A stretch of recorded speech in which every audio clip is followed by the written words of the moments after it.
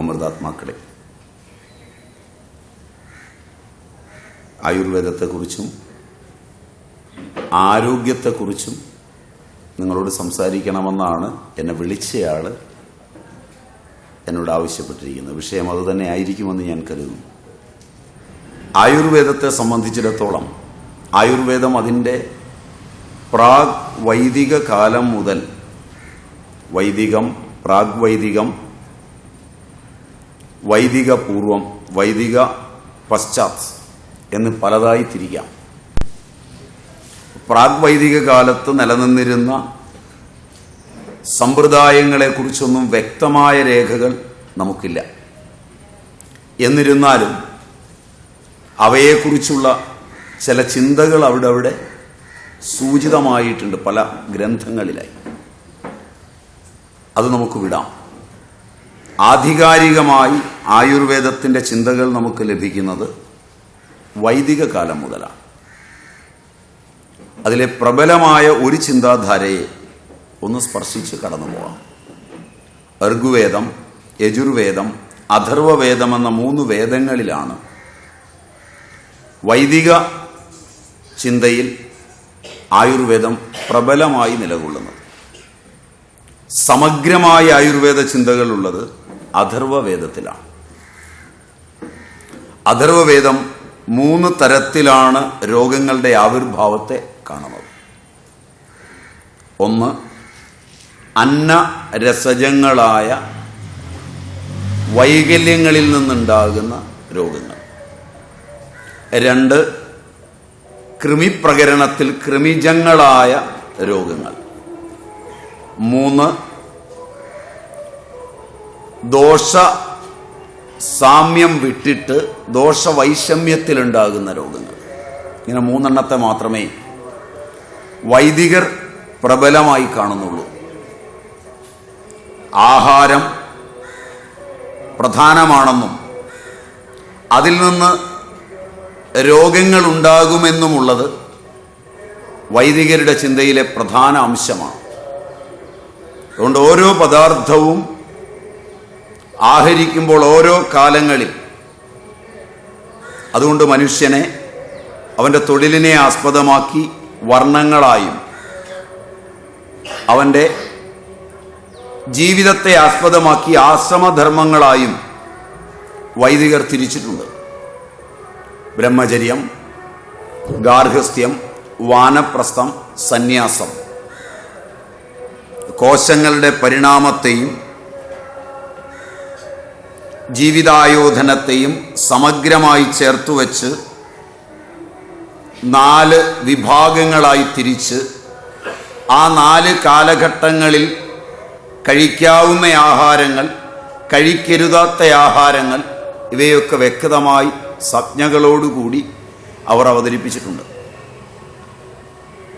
അവയിൽ വരുന്ന വൈകല്യങ്ങളിൽ നിന്നുണ്ടാകുന്ന ഒട്ടേറെ കൃമിജന്യ രോഗങ്ങളെക്കുറിച്ചും അവർ പഠിച്ചിട്ടുണ്ട്.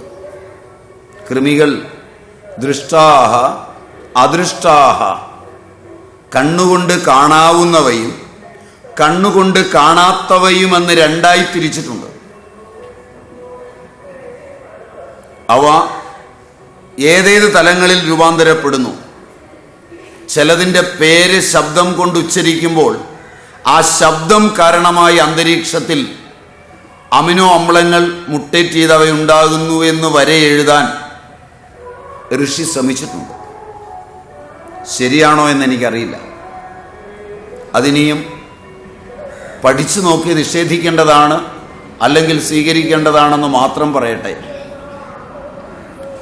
അത്തരം കൃമികളെക്കുറിച്ച്, ഗർഭാശയത്തിലിരുന്ന് പുരുഷബീജത്തെ തിന്നു തീർക്കുന്ന അദൃഷ്ടങ്ങളായ കൃമികളെക്കുറിച്ച്, പശുവിൻ്റെ പാലിലിരുന്ന് അത് കുടിക്കുന്ന ആളുകളിൽ കടന്നുകൂടി അവൻ്റെ ആരോഗ്യത്തെ നശിപ്പിക്കുന്ന കൃമികളെക്കുറിച്ച് ഒക്കെ പേരും അവയുടെ വിസ്തൃതമായ വർണ്ണനവും സഹിതം കാണാം. കുഷ്ഠാദി രോഗങ്ങൾ ഉണ്ടാക്കുന്ന കൃമികളെക്കുറിച്ച് അവ കുറേയെല്ലാം ക്ലാസിക്കൽ ആയുർവേദം സ്വീകരിച്ചിട്ടുണ്ട്. കുറേയെല്ലാം മാത്രം. കുഷ്ഠത്തിൻ്റെ അണുവിനെക്കുറിച്ചൊക്കെ വാഗ്ഭടനും മറ്റും സ്വീകരിച്ചിട്ടുണ്ട്. അതിനെ വ്യക്തതയോടെ വർണ്ണിച്ചിട്ടുണ്ട്. അർബുദമുണ്ടാക്കുന്ന ചില കൃമികളെക്കുറിച്ചും ചർച്ചയുണ്ട്. അവയെ ആസ്പദമാക്കിയുള്ള വർണ്ണന മാത്രമല്ല, അവയ്ക്കുള്ള ഔഷധങ്ങളും അഥർവം രൂപപ്പെടുത്തിയിട്ടുണ്ട്.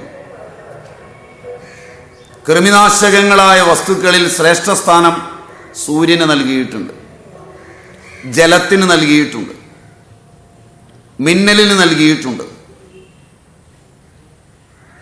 അഗ്നിക്ക് നൽകിയിട്ടുണ്ട്. ഇവയൊക്കെ കൂടാതെ സ്രോതോഞ്ജനം, സൗവീരാഞ്ജനം, സീസം എന്നുള്ളത് ലെഡെന്ന് പറയും. നിങ്ങൾ ആധുനിക ഭാഷയിൽ ലെഡെന്ന് പറയും. വലിയ അണുനാശകമായാണ് അഥർവവേദം ഇതിനെ കാണുന്നത്. അഥർവവേദ കാലം മുതൽ അർബുദ ചികിത്സയിൽ ശ്രദ്ധാപൂർവം ഉപയോഗിക്കേണ്ട ഔഷധങ്ങളുടെ കൂട്ടത്തിൽ പരമപ്രാധാന്യം നൽകി സീസത്തെ അവതരിപ്പിച്ചിട്ടുണ്ട്. വലിയ കടലാടി, ചെറിയ കടലാടി, അപാമാർഗ എന്ന് പറയും. അണുനാശകത്തിൽ ഒന്നാമത്തെ സ്ഥാനത്ത് നിൽക്കുന്ന ഒരു ഔഷധമാണ്. ഗുൽഗുലു ശക്തമായൊരു അണുനാശകമാണ്. ഇങ്ങനെ ഒട്ടേറെ മരുന്നുകളുമുണ്ട്. അവയൊക്കെ അഥർവം തന്നെ സൂചിപ്പിച്ചിട്ടുള്ളതാണ്. സംശയം നിങ്ങൾക്ക് വന്നാൽ ഒന്നുകൂടി എന്നെ വിളിച്ചാൽ മതി. ഞാൻ അഥർവത്തിൻ്റെ പുസ്തകം കൊണ്ടുവന്ന് അതിൻ്റെ ഏത് ഭാഷയിലുള്ള വിവരണവും ഇന്ന് പ്രിന്റ് ചെയ്ത് ലോകത്തെല്ലാം ഉണ്ട്. പാശ്ചാത്യർ വരെ പഠിച്ച് പ്രചരിപ്പിച്ചിട്ടുണ്ട്. ഒരു വേള ലോകത്ത് ഏറ്റവും കൂടുതൽ ഇതിനെക്കുറിച്ച് പഠിക്കുന്നത് ഇന്ന് ജർമ്മനിയും അമേരിക്കയുമാണ്. അമേരിക്കയിലെ ഇൻഡോളജി ഡിപ്പാർട്ട്മെൻറ്റ് ഈ രംഗത്ത് നിർണായകമായ അന്വേഷണം തന്നെ നടത്തിയിട്ടുണ്ട്. അതിൻ്റെ വകയായി കെന്നത്ത് ബി സിസ്കിൻ്റെ പ്രശസ്തമായൊരു പുസ്തകവുമുണ്ട്, മെഡിസിൻ ഇൻ ദ വേദാസ്. സിസ്ക എന്നുള്ള സ്പെല്ലിംഗ് ZYSK ആണ് കേട്ടോ. KENNETH, Kenneth B Zysk. ഉച്ചാരണം ശരിയാണോ എന്ന് എനിക്ക് കൃത്യമായി അറിയില്ല. എനിക്കറിയുന്ന ഒരു ഭാഷയിൽ ഞാൻ ഉച്ചരിച്ചു എന്ന് കൂട്ടിയാൽ മതി. ഉച്ചാരണം തെറ്റിയാൽ അത് എൻ്റെ തെറ്റായിട്ടേ കണക്കാക്കാവൂ. കെന്നത്ത് ബി സിസ്ക്, അദ്ദേഹം മെഡിസിൻ ഇൻ ദ വേദാസ്, അദ്ദേഹം കുറച്ച് കടന്നു പറയുന്നുണ്ട്. ഹാരപ്പൻ സംസ്കാരത്തിൽ നിന്ന് കിട്ടിയ 2 തലയോടുകൾ, അതിൻ്റെ പ്ലേറ്റ് അദ്ദേഹം ആ പുസ്തകത്തിൽ കാണിക്കുന്നുണ്ട്. അതിൽ ഹൈഡ്രോകഫാലസിന് സ്റ്റെൻഡിട്ട തലയോടുകളാണ്. ആധുനിക രീതിയിൽ ഇടുന്നതിനേക്കാൾ മെച്ചപ്പെട്ട ഒരു രീതിയാണ് അവിടെ അവലംബിച്ചിരിക്കുന്നതെന്ന് അതിനെ വർണ്ണിച്ചുകൊണ്ട് അദ്ദേഹം രേഖപ്പെടുത്തിയിട്ടുണ്ട്. പേഷ്യൻ്റ് വളരെ കാലം അത് കഴിഞ്ഞ് ജീവിച്ചിരുന്നുവെന്നും അതിൻ്റെ കാർബൺ ടെസ്റ്റുകളും എല്ലാം അതിൽ വർണ്ണിച്ചിട്ടുണ്ട്. റെഫറൻസ് നിങ്ങൾക്ക് നോക്കാവുന്നതാണ്. വൈദിക കാലത്തോടുള്ള അവരുടെ ബന്ധം സൂചിപ്പിച്ചുകൊണ്ട് തന്നെയാണ് ഗ്രന്ഥം തുടരുന്നത്. പാശ്ചാത്യൻ്റെതാണ്, ഭാരതീയൻ്റെതല്ല. അസ്ഥികളെക്കുറിച്ച്, അസ്ഥികൾ കുട്ടിക്കാലത്ത് ഓസ്റ്റിയോ വിഭാഗത്തിലുള്ള ഡോക്ടർമാർ ആരെങ്കിലും ഇരിപ്പുണ്ടെങ്കിൽ എന്നോട് പൊറുക്കുക. കാരണം പലപ്പോഴും ആയുർവേദത്തിലെ അസ്ഥികളുടെ എണ്ണവും ആധുനിക വൈദ്യശാസ്ത്രത്തിലെ അസ്ഥികളുടെ എണ്ണവും തമ്മിലുള്ള പഠനം യോജിക്കാറില്ല. പക്ഷെ വൈദികരുടെ പഠനങ്ങൾ നോക്കിയാൽ അവരൊരു കാര്യം പറഞ്ഞിട്ടുണ്ട്: കുട്ടിക്കാലത്തുള്ള അസ്ഥികളുടെ എണ്ണത്തേക്കാൾ കുറയും പ്രായമാവുമ്പോഴേ. എത്ര കണ്ട് ശരിയാണെന്ന് എനിക്കറിയില്ല, നിങ്ങൾക്കാണ് കൂടുതൽ അറിയുന്നത്. അങ്ങനെ പ്രത്യേകമായി എണ്ണി നോക്കിയിട്ടുണ്ടെങ്കിൽ പല അസ്ഥികളും യോജിച്ചൊന്നാകുമെന്നാണ് വൈദിക പഠനങ്ങൾ പറയുന്നത്. ഇങ്ങനെയുള്ള പഠനങ്ങളെല്ലാം അടങ്ങുന്ന ഒരു ശാഖ എങ്ങനെ പഠിച്ചുവെന്നോ വെറുതെ ഊഹം കൊണ്ട് എഴുതിയതാണോ, അതല്ല ഇതൊക്കെ നോക്കിയും കണ്ടും പഠിച്ചതാണോ, വ്യക്തമായ പരീക്ഷണത്തിന് ശേഷമാണോ, അതൊന്നും എന്നോട് ചോദിച്ചാൽ എനിക്കറിയില്ല. അത് കഴിഞ്ഞ് ചോദിച്ചാലും കാരണം അവരാരും ഇല്ല നമുക്ക് പോയി ചോദിച്ചറിയാനും. അതിനെയൊക്കെ സംരക്ഷിക്കേണ്ട ചുമതലയും നമുക്കില്ല. പക്ഷെ അതിൽ നല്ലതുണ്ടെങ്കിൽ സ്വീകരിക്കുന്നത് ചരിത്രത്തിന് നല്ലതാണ് എന്ന് വ്യക്തമായ അഭിപ്രായമുണ്ട്. അതുകൊണ്ടത് പഠിച്ചു നോക്കേണ്ടതാണ്. പിന്നീടാണ് ആയുർവേദം വളർന്നു വന്നിട്ടുള്ളത്. ആയുർവേദത്തിന് തനതായൊരു തത്വചിന്തയുണ്ട്. ഏതെങ്കിലും ഒരു ട്രയൽ ആൻഡ് എറർ മെത്തേഡിലൂടെ രൂപാന്തരപ്പെട്ടു വന്നതല്ല. എന്ന് പറഞ്ഞാൽ ഇൻഡക്റ്റീവ് റീസണിങ് അല്ല ആയുർവേദം അതിൻ്റെ തത്വചിന്തയിൽ സ്വീകരിച്ചിരിക്കുന്നത്, ഡിഡക്റ്റീവ് റീസണിങ് ആണ്. ആഗമനിക രീതിയല്ല, നിഗമനിക രീതിയാണ്. അതിൻ്റെ തനതായ രേഖകൾ കിടക്കുന്നത് ഒട്ടേറെ ഉപനിഷത്തുകളിലുണ്ട്. പ്രശ്നം, ഛാന്തോഗ്യം, മാണ്ഡൂക്യം തുടങ്ങിയ ഉപനിഷത്തുകളിലെല്ലാം ഇതിൻ്റെ രചതരേഖകളുണ്ട്. ഒന്ന്, മനുഷ്യജീവിതത്തെ ജാഗ്രത്തിനെ അടിസ്ഥാനപ്പെടുത്തി രോഗനിർണയവും ചികിത്സയും നടത്തിയാൽ പോരാ എന്ന അഭിപ്രായം ഔപനിഷദിക കാലങ്ങളിൽ പ്രബലമായിരുന്നു. ജാഗ്രത തുച്ഛവും ജാഗ്രത്തിലെ ഓരോ നിമിഷവുമുള്ള വിഷയ സന്നിവേശം സ്വപ്നത്തെ സൃഷ്ടിക്കുന്നതും എല്ലാ സ്വപ്നവും ഒരു സുഷുപ്തിയിൽ ലയിച്ചു ചേർന്ന് സുഖം തരുന്നതുമാണ്. അതുകൊണ്ട് എല്ലാ സുഖസന്ദായകങ്ങളായ ഏർപ്പാടുകളിലും ഒരു സുഷുപ്തി അല്ലെങ്കിൽ അബോധം ഒളിഞ്ഞിരിപ്പുണ്ട്. അതുകൊണ്ട് അതിനെ ആസ്പദമാക്കിയായിരിക്കണം, അതാണ് കാരണശരീരമെന്നും അതിനെ ആസ്പദമാക്കി അതിസൂക്ഷ്മമായി വേണം രോഗനിർണയങ്ങളുടെ പന്ഥാവിലേക്ക് പോകുവാനെന്നും പ്രാചീനർക്ക് ശക്തമായ അഭിപ്രായമുണ്ടായിരുന്നു. അതിനുള്ള പരിണത പ്രജ്ഞ ഭിഷഗ്വരൻ നേടണമെന്നും അവർ നിഷ്കർഷിച്ചിരുന്നു. ജാഗ്രതയിൽ കാണുന്നത് താൽക്കാലികങ്ങളും ചിലപ്പോൾ രക്ഷപ്പെടാനും ചിലപ്പോൾ ഈ ശരീരം നശിപ്പിക്കുവാനുമുള്ള ശരീരത്തിൻ്റെ തന്നെ ഗൂഢാലോചന മാത്രമാണെന്നും ആ ഗൂഢാലോചനകളിൽ ഭിഷഗ്വരൻ പെട്ടുപോകരുതെന്നും അവർ പലപ്പോഴും നിഷ്കർഷിച്ചിരുന്നു. രോഗനിർണയത്തിലും ചികിത്സയിലും ഔഷധ കൽപ്പനയിലുമെല്ലാം ഇത് സദാസർവദാ മനസ്സിലുണ്ടാകണമെന്ന് അവർ അങ്ങേയറ്റം നിഷ്കർഷിച്ചിരുന്നു. അതിലുപരി അവർ കണ്ടെത്തിയത് ത്രിവൃത്കരണമാണ്. പഞ്ചീകരണമല്ല ആയുർവേദം സ്വീകരിച്ചതും വേദാന്തം സ്വീകരിച്ചതും. നൈയായികന്മാരിൽ നിന്നും വൈനാശികന്മാരിൽ നിന്നും അതെല്ലാം സിദ്ധാന്തങ്ങളാണ്, തത്വചിന്തകളാണ്. വൈനാശിക സിദ്ധാന്തത്തിൽ നിന്നും നൈയായിക സിദ്ധാന്തത്തിൽ നിന്നും വൈശേഷിക സിദ്ധാന്തത്തിൽ നിന്നുമെല്ലാം ആവശ്യമുള്ളതിനെയെല്ലാം ആയുർവേദം സ്വീകരിച്ചിട്ടുണ്ടെങ്കിലും ആയുർവേദം ശരീരത്തിൻ്റെ ചേർച്ചയിലെ യോജിപ്പിനെ സ്വീകരിച്ചിട്ടുള്ള ത്രിവൃത്കരണത്തെയാണ്. അഗ്നി, ജലം, അന്നം. പൃഥ്വിക്ക് അന്നമെന്നാണ് പേര് പറയുക. പൃഥ്വി രൂപാന്തരപ്പെടുന്നത് അന്നമായാണ്. അന്നമായാണ് ഈ ശരീരങ്ങളെല്ലാം ഉണ്ടാകുന്നത്. അത് രണ്ട് ശരീരങ്ങളായാണ് കാണപ്പെടുന്നത്. ഒന്ന്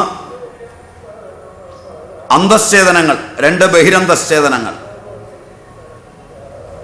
അന്തശ്ചേതനങ്ങളായവ സസ്യങ്ങൾ, ലോഹങ്ങൾ, ധാതുലവണങ്ങൾ, ഇവയെല്ലാം അന്തശ്ചേതനങ്ങളാണ്.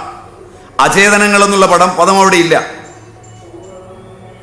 അചേതനമായി ലോകത്തിൽ എന്തെങ്കിലും ഉണ്ടെന്ന് സങ്കല്പിക്കുന്നില്ല.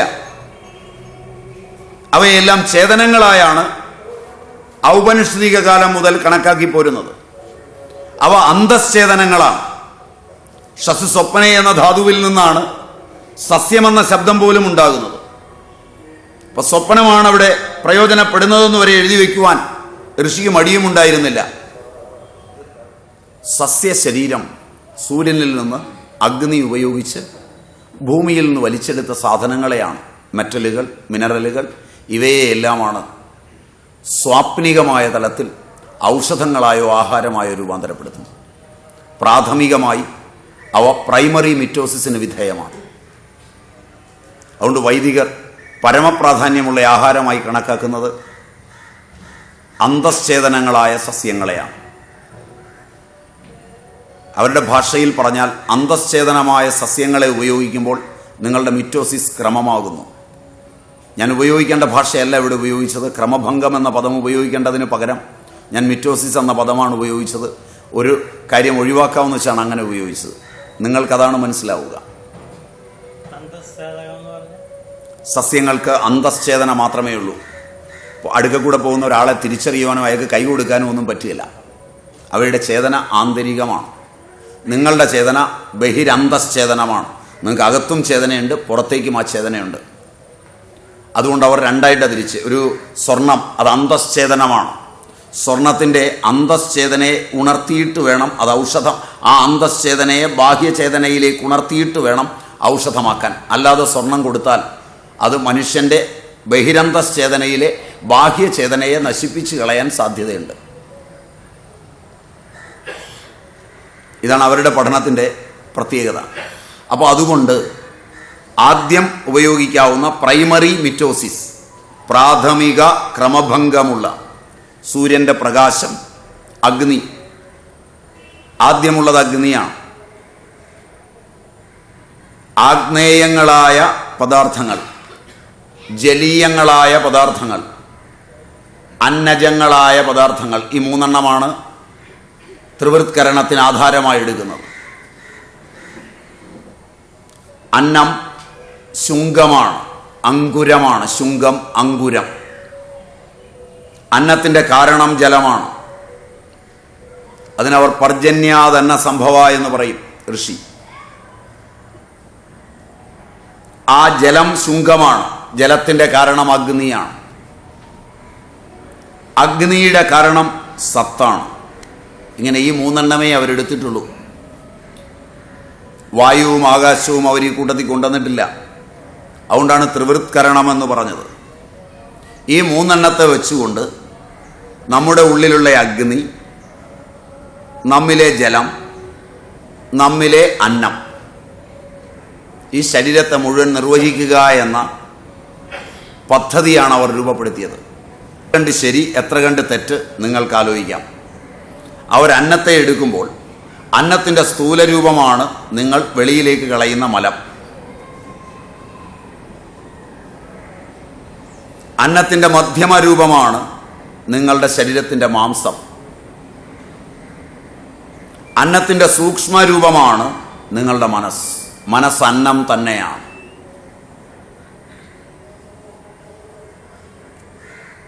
ഇന്ന് ആയുർവേദം എന്ന പേരിൽ നാം കൊണ്ടുപോകുന്നതിൻ്റെ പ്രാചീനമായ സ്വരൂപത്തിലെ ശരീരശാസ്ത്രത്തെ അതിൻ്റെ മര്യാദയിൽ നിന്നുകൊണ്ട് പഠിക്കാൻ നിങ്ങൾ ഒരുങ്ങുന്നുവെങ്കിൽ അതിൻ്റെ തത്വചിന്ത പറയുന്നത് ആഹരിക്കുന്ന അന്നത്തിൻ്റെ അതിസൂക്ഷ്മ രൂപമാണ് മനസ്സ്. ആ അന്നത്തിൻ്റെ മധ്യമരൂപം, നടുക്കുള്ളതാണ് മാംസം. അതിൻ്റെ സ്ഥൂലമായ രൂപമാണ് നിങ്ങൾ വെളിയിലേക്ക് കളയുന്ന മലം. ജലീയങ്ങളായ എല്ലാ പദാർത്ഥങ്ങളുടെയും സൂക്ഷ്മരൂപമാണ് നിങ്ങളുടെ പ്രാണൻ. അതിൻ്റെ മധ്യരൂപമാണ് രക്തം. അതിൻ്റെ സ്ഥൂലരൂപമാണ് മൂത്രം. ആഗ്നേയമായി അശിക്കുന്ന പദാർത്ഥങ്ങളുടെ സ്ഥൂലരൂപമാണ് അസ്ഥി. അത് ആഗ്നേയമാണ്. അതിൻ്റെ മധ്യമരൂപമാണ് മജ്ജ. അതിൻ്റെ അതിസൂക്ഷ്മ രൂപമാണ് വാക്ക്. ഇങ്ങനെയാണ് അവരുടെ പഠനം. അതുകൊണ്ട് ആയുർവേദം ആ രീതിയിൽ പഠിച്ച ഒരാളിൻ്റെ അടുക്കൽ നിങ്ങൾ എത്തിയാൽ അസ്ഥിക്ക് വരുന്ന വൈകല്യങ്ങൾക്ക് ആഗ്നേയങ്ങളായ പദാർത്ഥങ്ങൾ കൊടുക്കാൻ പറയും. ആഗ്നേയങ്ങളെ ഒട്ടേറെ പദാർത്ഥങ്ങളുണ്ട്. കൊടുവേലി ആഗ്നേയമായൊരു പദാർത്ഥമാണ്. കദളിപ്പഴം ആഗ്നേയമാണ്. കദളിവാഴയുടെ കണ്ട ആഗ്നേയമാണ്. മുട്ടയുടെ തോട് ആഗ്നേയമാണ്. ജീവികളുടെ അസ്ഥി ആഗ്നേയമാണ്. ആഗ്നേയ പദാർത്ഥങ്ങൾ കൊണ്ട് അവ നമ്മൾ കഴിച്ച് പചിച്ച് ആഗ്നേയ പദാർത്ഥങ്ങളെ വേർതിരിച്ച് ശരീരത്തിലെത്തിക്കണം.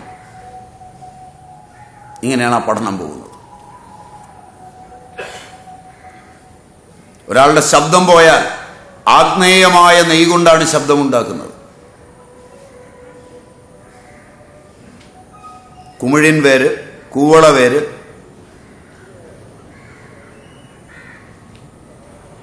പയ്യാന വേര്, പാതിരി വേര് എഴുതുന്നുള്ളതുകൊണ്ടാണ് ഞാൻ നിർത്തി പറയുന്നത്. അതുകൊണ്ട് ബുദ്ധിമുട്ട് എനിക്കുണ്ട്. എന്നിരുന്നാലും എഴുതുകയാണെങ്കിൽ നിർത്തി പറയണമല്ലോ എന്നുള്ള മര്യാദയ്ക്കാണ്. കുമിഴിൻ വേര്, കൂവള വേര്, പയ്യാന വേര്, പാതിരി വേര്, മുഞ്ഞ വേര്, ഓരില വേര്, മൂവില വേര്, ചെറുവഴുതിന വേര്, വെൺവഴുതിന വേര്, ഞെരിഞ്ഞിൽ. ഇവയ്ക്ക് ദശമൂലം എന്ന് പറയും. അതിൽ ഞെരിഞ്ഞിൽ ഇവിടെ ഉപയോഗിക്കുന്നത് മൂലമല്ല, വിത്താണ് ഉപയോഗിക്കുന്നത്. മൂലമാണ് വേണ്ടത്, കിട്ടാൻ പ്രയാസമാണ്. അതുകൊണ്ട് വിത്തെങ്കിലും ഉപയോഗിക്കുന്നു. ബാക്കിയുള്ളവയുടെ തടിയൊക്കെ ഉപയോഗിക്കുന്നുണ്ട്. കടയിൽ ചെന്നിട്ട് എല്ലാം മൂലമാണെന്നൊന്നും ധരിക്കണ്ട. അവ കൊണ്ടുവന്ന് തറച്ച് അവ കഷായം വെച്ച് ആ കഷായം പാല് ചേർത്ത് തിളപ്പിച്ച് പാലളവ് വരെ വറ്റിച്ച് അതിൽ ഉറയൊഴിക്കും.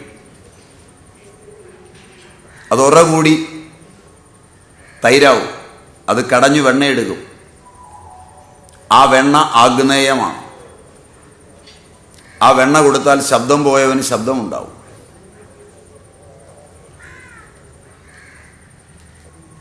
ഈ രീതിയിൽ അവർ പഠിക്കുന്നത്. ഉണ്ടാകുമോ ഇല്ലയോ എന്നുള്ളത് നിങ്ങൾ പരീക്ഷിക്കുക. പരീക്ഷിച്ചിട്ട് അതിനെ നിഷേധിച്ചു കൊള്ളുക. ഉണ്ടായില്ലെങ്കിൽ, ഉണ്ടായാൽ സ്വീകരിക്കുക. ഉണ്ടായാൽ അതിൻ്റെ സാധ്യതയെക്കുറിച്ച് നിങ്ങൾ ചിന്തിച്ചു നോക്കുക. കുട്ടിക്കാലത്ത് വർത്തമാനം പറയില്ലാത്ത ചെവി കേൾക്കുന്ന കുട്ടികൾക്ക് ഈ സാധനം ഉണ്ടാക്കിയിട്ട് അതിൽ തിപ്പലി ചേർത്ത് കാലത്തും അമുക്കുരം പൊടിച്ച് ചേർത്ത് വൈകുന്നേരവും കൊടുക്കുക.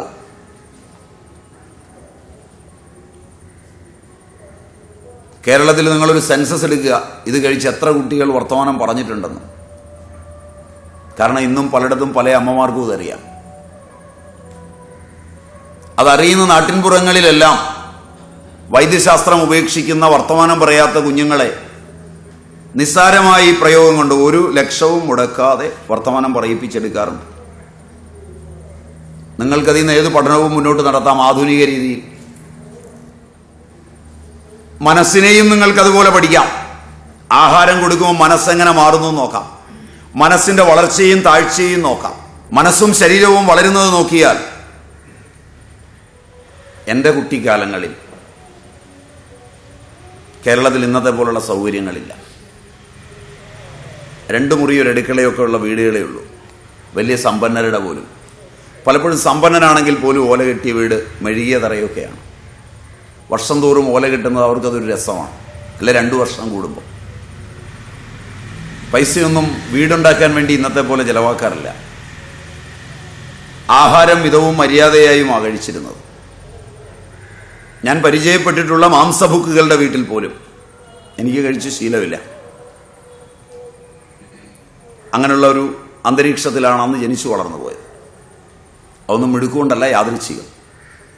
കഴിക്കുന്ന വീടുകളിൽ പോലും കൂടെ പഠിക്കുന്നവരും അല്ലാത്തവരോടും ഒക്കെ ചോദിച്ചാൽ പലപ്പോഴും 1 കഷ്ണം മീനോ 1 കഷ്ണം ഇറച്ചിയോ അല്പം ചാറോ ആണ് അത് കഴിക്കുന്നിടത്ത് വീട്ടിൽ കുട്ടികൾക്ക് വിളമ്പി കൊടുക്കുക. മാംസം മുഖ്യഭക്ഷണമായ കുടുംബങ്ങൾ 80കൾക്ക് ശേഷം മാത്രമേ കേരളത്തിൽ ഉണ്ടായിട്ടുള്ളൂ എന്നാണ് എൻ്റെ ഒരു ധാരണ. 1960കളിലും 70കളിലും ഒരു 14 വയസ്സ് 15 വയസ്സുള്ള അമ്മമാരാരെങ്കിലും ഇരിപ്പുണ്ടെങ്കിൽ അന്ന് 18, 19, 20 വയസ്സാകുമ്പോഴാണ് ഒരു പെൺകുട്ടി ആദ്യത്തെ മെൻസസ് അറിയിക്കുന്നത്.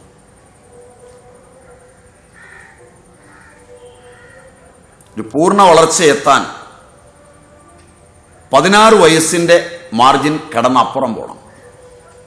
16 വയസ്സ് വരെയാണ് ആധുനിക വൈദ്യശാസ്ത്ര പ്രകാരം ചിൽഡ്രൻ സ്പെഷ്യലിസ്റ്റിൻ്റെ ലോകമെന്നാണ് എൻ്റെ ധാരണ.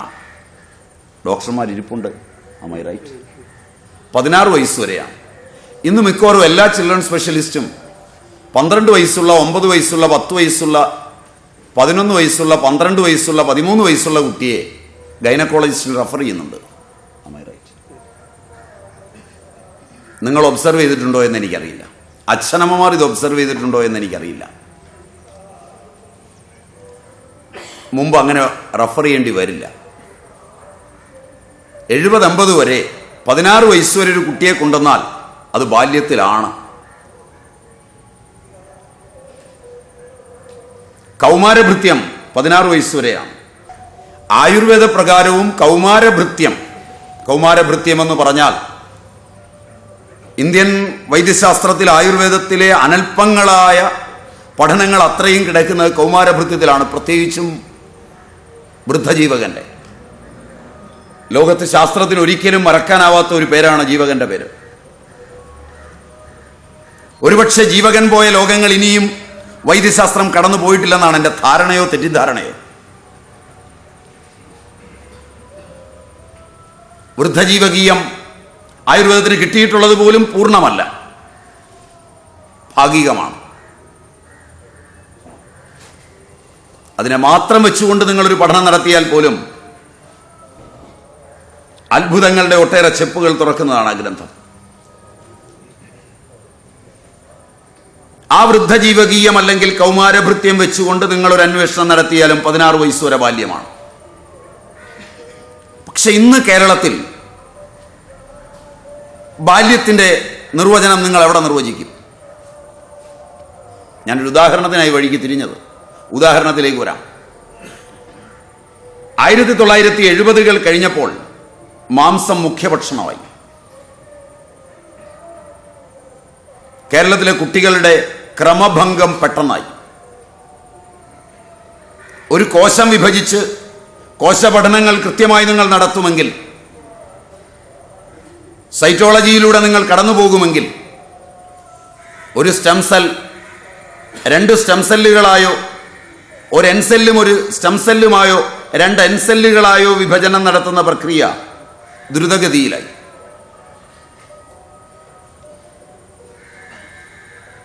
വളരെ സ്പീഡിലാണ് ഇന്നത് നടക്കുന്നത്.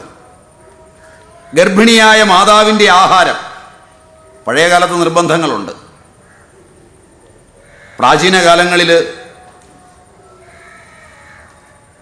ഒരു കുടുംബത്തിൻ്റെ മര്യാദയിൽ ഫർട്ടിലൈസേഷൻ നിർബന്ധമായും കുടുംബാംഗങ്ങളും ഭാര്യയും ഭർത്താവും, ഭർത്താവിൻ്റെ അമ്മയും ഭാര്യയുടെ അമ്മയും അറിയണമെന്ന് നിർബന്ധമുണ്ടായിരുന്നു.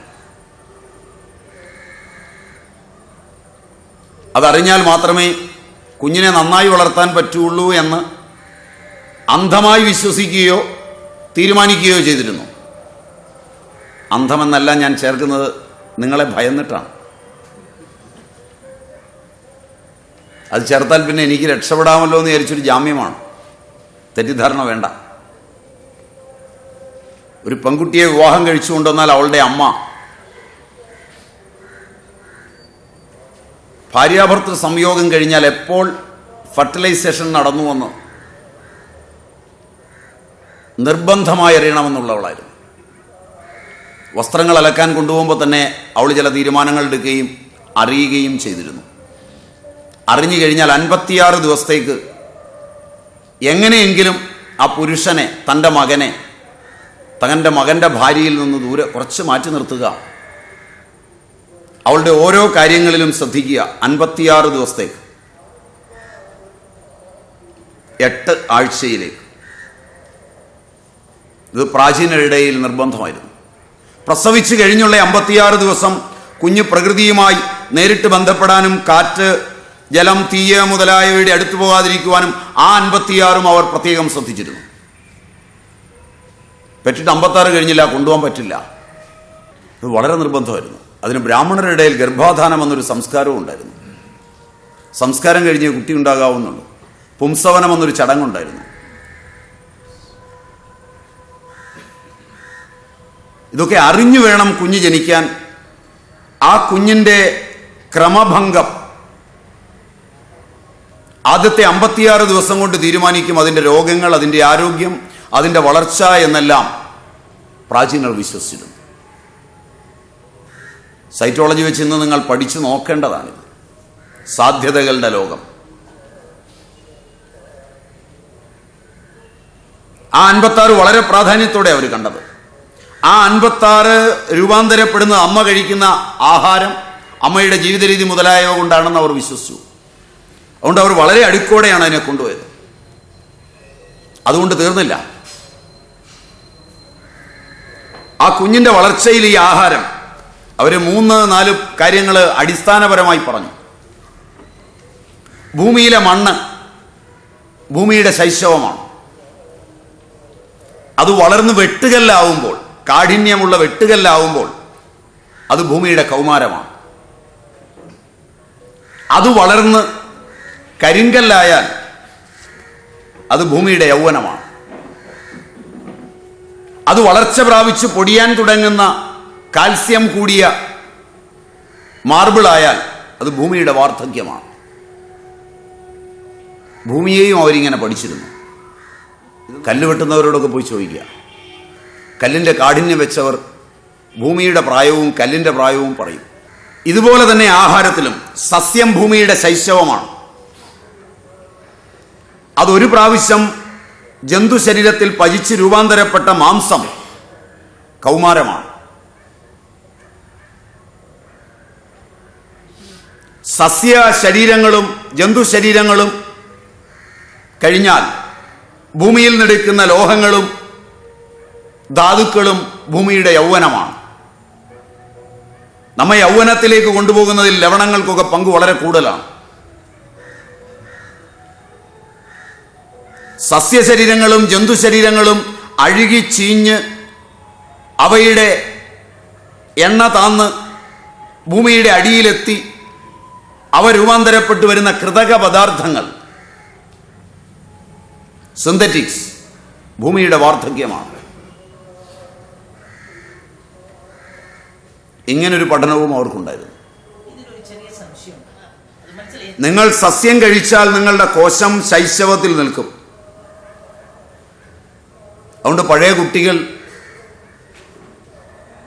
പ്രായമാകാൻ 16 കഴിയും.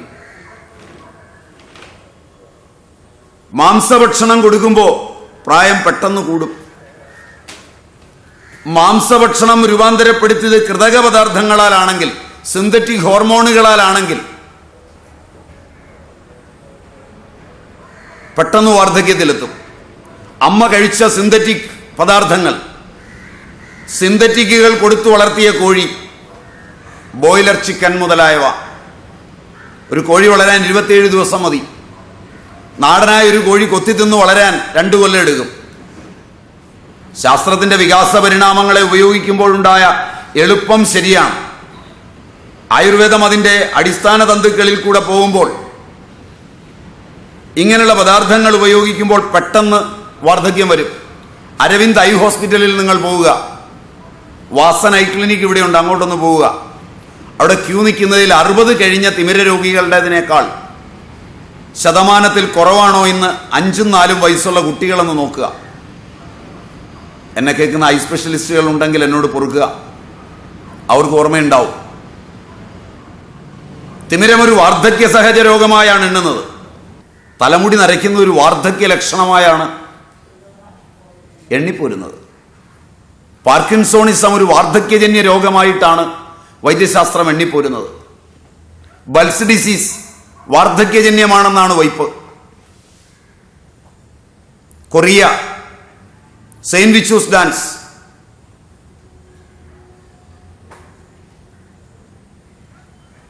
വാർദ്ധക്യജന്യങ്ങളായ ഒട്ടേറെ രോഗങ്ങൾ ഇന്ന് നേരത്തെ എത്തുന്നു. മനസ്സ് വാർദ്ധക്യത്തിലേക്ക് പോകുന്നു. അന്നം വാർദ്ധക്യത്തിനുതകുന്നതാകുന്നു. അന്നരസം കൊണ്ടാണ് മനസ്സും മാംസവും രൂപാന്തരപ്പെടുന്നതെങ്കിൽ ആ മാംസത്തെയും മനസ്സിനെയും വാർദ്ധക്യത്തിലേക്ക് കടത്തിവിടാതിരിക്കണം എങ്കിൽ അവയിൽ ശ്രദ്ധിക്കണം. ഉദാഹരണം മതിയാകുമെന്ന് എനിക്ക് തോന്നുന്നു. വാർദ്ധക്യജന്യ തലങ്ങൾ ഇങ്ങനെ രൂപാന്തരപ്പെടുന്നത് ഒട്ടേറെ നിങ്ങൾ ശ്രദ്ധിച്ചാൽ കാണാം മനുഷ്യൻ്റെ മുന്നേറ്റത്തിൽ. അതുകൊണ്ട് അതും അവർ ശ്രദ്ധയോടെ പറഞ്ഞിരുന്നു. വാക്കിൻ്റെ കാര്യം ഞാൻ ഉദാഹരണം പറഞ്ഞു. ഇവയെല്ലാം ചേർത്ത് വെച്ച് അവർക്ക് ശക്തങ്ങളായ സന്ദേശങ്ങൾ ഉണ്ടായിരുന്നു. അതിന് നമുക്കൊന്ന് അടുക്കോടെ തിരിച്ചാൽ 3 ദുഃഖങ്ങളാണ് വൈദികർ ചൂണ്ടിക്കാണിച്ചത്. അപ്പോൾ നിങ്ങളൊക്കെ ഈ ഉപനിഷത്തൊക്കെ പഠിപ്പിക്കുമ്പോൾ ശാന്തി മന്ത്രത്തിൽ ആരെങ്കിലും സ്വാമിമാരൊക്കെ വന്നിരുന്ന് പറയുന്നത് കേട്ടിട്ടുണ്ടാവും. ആധ്യാത്മികം, ആദി ഭൗതികം, ആദി ദൈവികം, ഇങ്ങനെ കേട്ടിട്ടുണ്ടാവും. ഇവിടെയൊക്കെ വന്ന് ഒരുപാട് ക്ലാസ്സുകൾ ഉണ്ടാവും. ഓം ശാന്തി ശാന്തി ശാന്തി എന്നൊക്കെ ചൊല്ലിയിട്ട് ആധ്യാത്മിക ദുഃഖങ്ങൾ, ആദിഭൗതിക ദുഃഖങ്ങൾ, ആദിദൈവിക ദുഃഖങ്ങൾ, നിങ്ങൾക്കും തൃപ്തിയായി, പറഞ്ഞ ആളിനും തൃപ്തിയായിട്ടുണ്ടാവും. പതുക്കെ ഒന്ന് അന്വേഷിക്കുക എന്താണ് ആധ്യാത്മിക ദുഃഖങ്ങൾ. അവ 3 വിധമാണ്. ആദിബലപ്രവൃത്തങ്ങൾ, ജന്മബലപ്രവൃത്തങ്ങൾ, ദോഷബലപ്രവൃത്തങ്ങൾ. ഇവയാണ് ആധ്യാത്മിക ദുഃഖമെന്ന് പറയുന്നത് തന്നെ. അതിൽ ആദിബലപ്രവൃത്തം എന്ന് പറഞ്ഞാൽ പിതൃജം, മാതൃജം.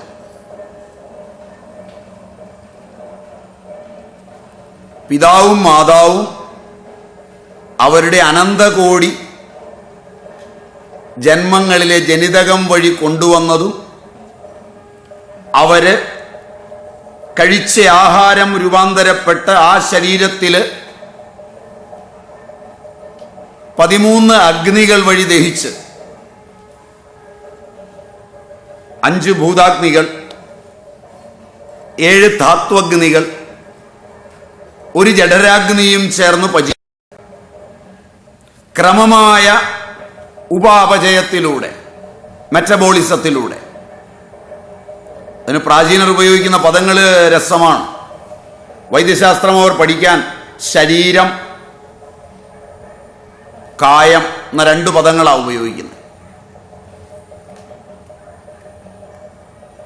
ഇത് രണ്ടും ഒന്നാണെന്നാണ് നിങ്ങളുടെ മലയാള അധ്യാപകർ നിങ്ങൾക്ക് പറഞ്ഞു തന്നിട്ടുണ്ടാവുക.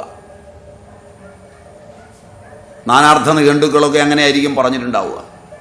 ചീയതേ അനേന ഇതി കായ, ചയനം നടക്കുന്നത് കൊണ്ട് കായമെന്ന് പറയും. ഏതൊരാഹാരം കഴിച്ച് പചിച്ച് അത് ആ മെറ്റബോളിസത്തിൻ്റെ ഫലമായി ശരീരമായി രൂപാന്തരപ്പെട്ടോ അനബോളിസം, അതിനെ കായം എന്ന് പറയും. ഏതൊരവസ്ഥയിൽ അത് വാർദ്ധക്യത്തിലെത്തി നശിച്ചുവോ, 5 ദിവസം കൊണ്ട് നശിക്കുന്ന കോശങ്ങളുണ്ട്, ലിബർക്കൺ പോലുള്ള, അവ നശിക്കുന്നുവോ അതിനെ ശരീരമെന്ന് പറയും. ശീര്യതേ അനേന ഇത് ശരീരഹ. 2 പദ്ധതികളാണ്. അത് രണ്ടും ഒന്നാണെന്നാണ് നിങ്ങൾ മലയാളത്തിൽ പഠിച്ചു പോയത്. ഇത് മലയാളത്തിൽ പഠിക്കേണ്ടതല്ല, ഭാഷാ ശബ്ദമല്ല, ശാസ്ത്രശബ്ദങ്ങളാണ്, സാങ്കേതിക ശബ്ദങ്ങളാണ്. സാങ്കേതിക ശബ്ദങ്ങളെ ഭാഷയിലും മതത്തിലും കൊണ്ടുപോയി തളച്ചാണ് ശാസ്ത്രത്തിൻ്റെ വൈജ്ഞാനികതയെ നാം മുക്കിക്കൊന്നത്. ഇതൊക്കെ ഞാനുണ്ടാക്കി പറയുന്നതല്ല. യാസ്കന്റെ നിരുക്തം വളരെ പഴയതാണ്, എടുത്ത് നിങ്ങൾക്ക് റെഫർ ചെയ്യാം. അല്ല, ഞാനിപ്പോൾ എൻ്റെ ബുദ്ധിയിൽ രൂപാന്തരപ്പെടുത്തിയതൊന്നുമല്ല. യാസ്കൻ നിരുക്തത്തിൽ വളരെ വ്യക്തമായി എഴുതിയിട്ടുണ്ട്. പിശാചഹ പിശം അശിതീതി പിശാചഹ. പിശം പച്ചമാംസം. പച്ചമാംസത്തിൽ പ്രവേശിച്ച് അതിനെ തിന്ന് നശിപ്പിക്കുന്ന, കണ്ണുകൊണ്ട് കാണാൻ വയ്യാത്ത കൃമിയെ പിശാച് എന്ന് വിളിക്കുന്നു.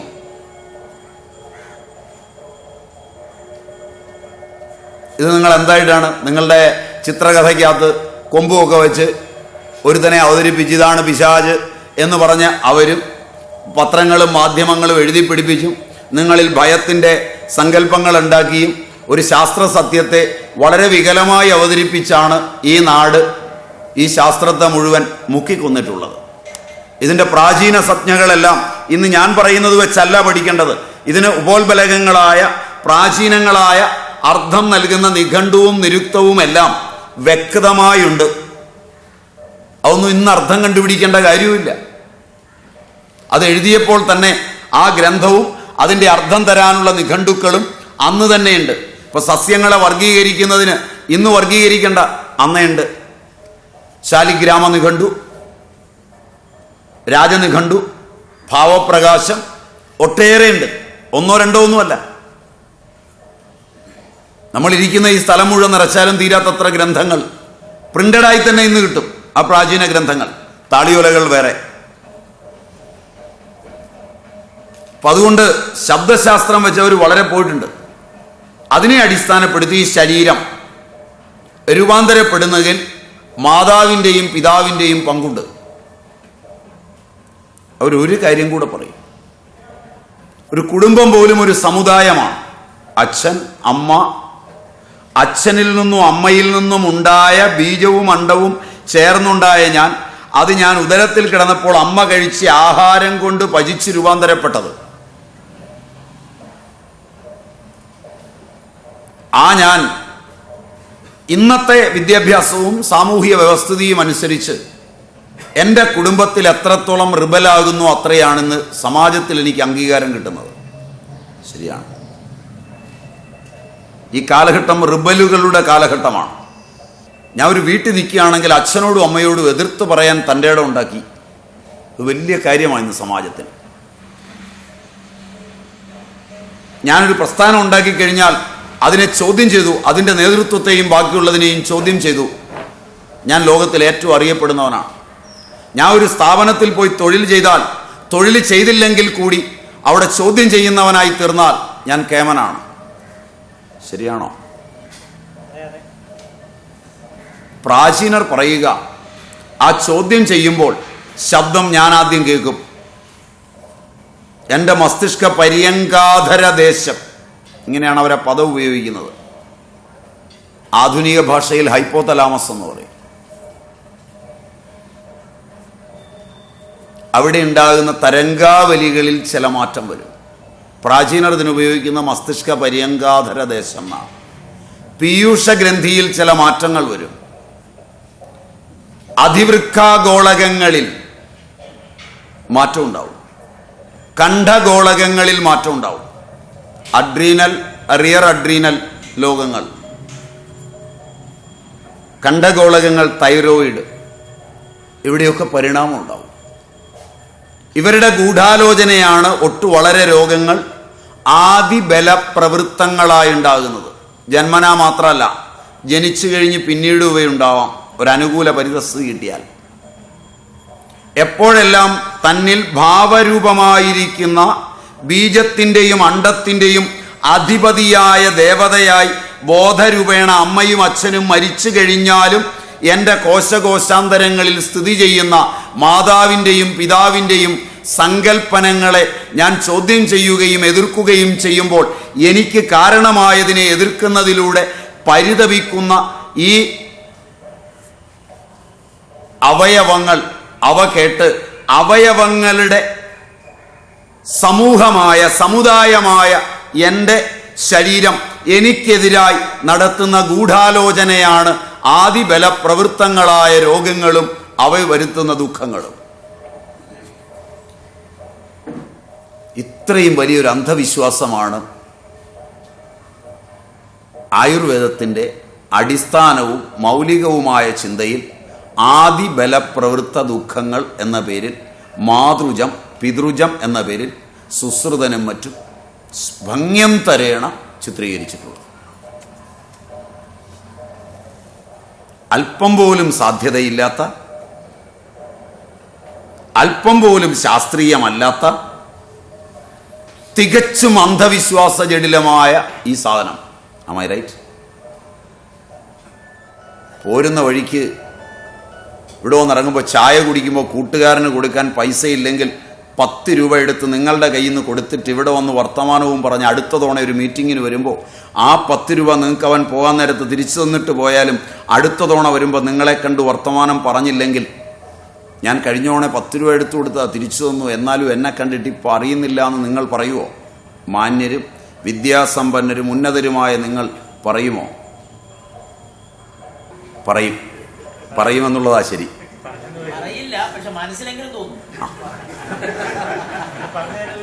അപ്പോൾ പറഞ്ഞതിനേക്കാൾ കൂടുതലാണ്. അപ്പോൾ അങ്ങനെയാണെങ്കിൽ താൻ കഴിച്ച ആഹാരം പചിച്ച് രൂപാന്തരപ്പെട്ട് കോശങ്ങൾ വളർന്ന ഒരു കുഞ്ഞ് തൻ്റെ സങ്കല്പത്തിന് വിരുദ്ധമായൊരു വാക്ക് പറയുമ്പോൾ, തന്നെ എതിർക്കുമ്പോൾ, കാരണമായിരിക്കുന്ന മാതൃഭാവം കിടക്കുന്ന കോശാന്തര സ്ഥിതിയിൽ ഓരോ കോശത്തിനും കാരണമായ ബീജവും അണ്ടവും അതിനകത്തിരുന്നു കൊണ്ട് അതിൻ്റെ മൂലമായിരുന്ന് തപിക്കുമ്പോൾ ആ താപം 1 രൂപയല്ല, 2 രൂപയല്ല, ഒരു ചായയല്ല, ഒരു കട്ടൻ കാപ്പിയും അല്ല, ഒരു പരിപ്പോടയും അല്ല, ഒരു ജീവിതം മുഴുവൻ തന്ന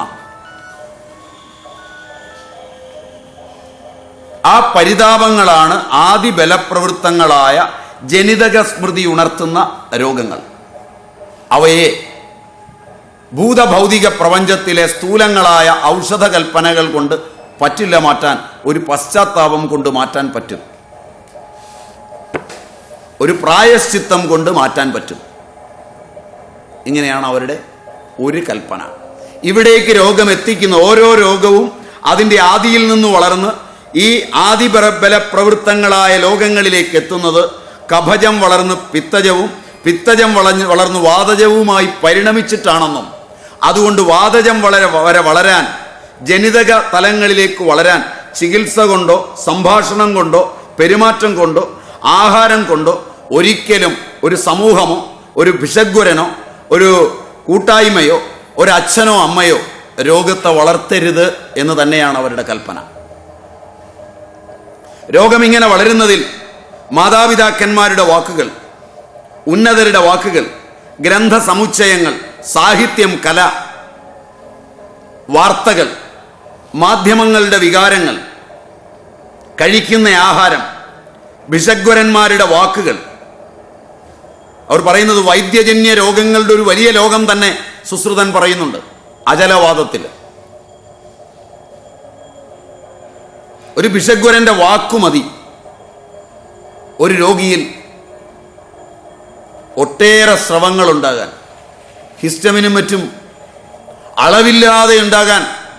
ഒരു ഭിഷഗ്വരൻ ഒരു രോഗിയെ ഉത്കണ്ഠയോടെ ഒന്ന് നോക്കിയാൽ മതി, പറയണ്ട. മുറിയിൽ കിടക്കുന്ന ഒരു രോഗിയെ ചെന്ന് പരിശോധിച്ചിട്ട് ഡോക്ടറുടെ മുഖത്തൊരു ഉത്കണ്ഠ പാഞ്ഞാൽ രോഗിയുടെ ഹിസ്റ്റമിന് അപ്പോൾ ഉയരാൻ തുടങ്ങും.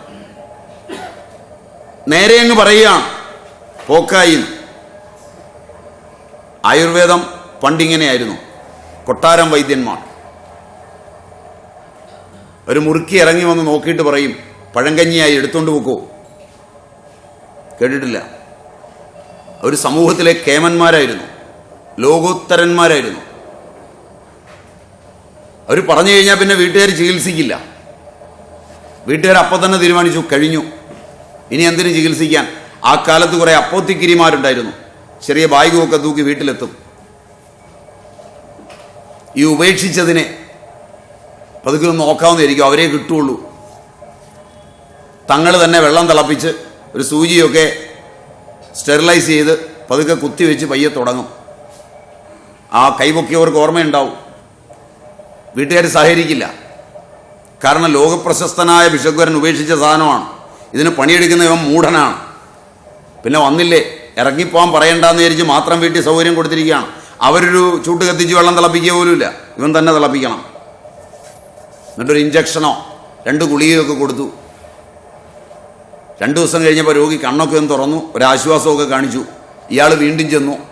നിരന്തരമായി സാരമില്ല, ഇത് മാറും എന്നൊക്കെ പറഞ്ഞ് വീട്ടുകാർ പതുക്കെ പതുക്കെ വിശ്വസിച്ചു. അങ്ങനെ രോഗി രക്ഷപ്പെട്ടപ്പോൾ വന്ന ഒരു ശാസ്ത്രശാഖയാണ് ഇന്ന് ആധുനിക വൈദ്യശാസ്ത്രം എന്ന പേരിൽ അറിയപ്പെടുന്നത് ഇന്ത്യയിൽ. അപ്പോഴേക്ക് ആ കൊട്ടാരം വൈദ്യന്മാരുടെ മക്കളുടെ മക്കളെല്ലാം ആ ജനിതകത്തോടെ പഠിച്ച് ഉന്നതന്മാരായി വന്നു. പാരമ്പര്യ ജനിതകങ്ങൾ അവിടെയും പ്രവർത്തിച്ചു. ബാക്കി ഞാൻ നിർത്തുന്നു, ബാക്കി നിങ്ങളുടെ ചിന്തയ്ക്ക്. ഇപ്പൊ ജനിതക സ്മൃതികളുടെ അന്തരാളങ്ങളിൽ നിന്ന് ആദിബലപ്രവൃത്തങ്ങളായ സമസ്ത ദുഃഖങ്ങളും മാറ്റിയെടുക്കുക. 2 ജന്മബലപ്രവൃത്തം, അതിന് 2 എണ്ണമാണ്. മറ്റത് മാതൃജവും പിതൃജവും പോലെ. അന്നരസജവും ദൗഹത അപചാരജവും. ദോഹതകാലം, ഗർഭിണിയായിരിക്കുന്ന കാലം. ശബ്ദം, സ്പർശം, രൂപം, രസം, ഗന്ധം, ആഹാരമാണ്. കുഞ്ഞിലത് വൈകല്യങ്ങളുണ്ട്.